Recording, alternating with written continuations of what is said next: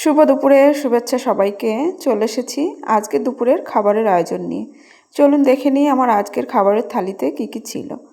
ছিল এক বাটি গরম ভাত, নিচ্ছি কয়েক টুকরো শসা, এক টুকরো লেবু। আজকে বানিয়েছিলাম আমার ভীষণ পছন্দের একটা খাবার, কচুর ঘন্ট। এগুলো যে বড় বড় কচুগুলোর যে ডগাগুলো হয় ওইগুলো দিয়েই ঘন্ট বানিয়েছিলাম। এটা আমার ভীষণ ভালো লাগে। আজকে বানিয়েছিলাম চিংড়ি মাছ দিয়ে।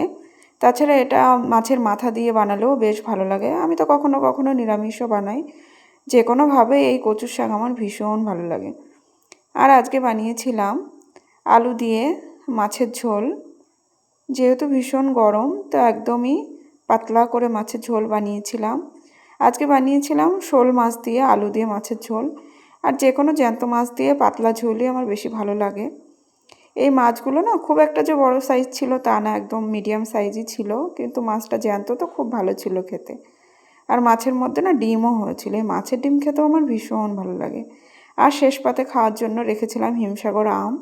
এখন তো বাজারে ভীষণ ভালো আম পাওয়া যাচ্ছে, তো রোজ দিনই শেষ পাতে আমি একটু আম খাই। কেমন লাগলো আপনাদের?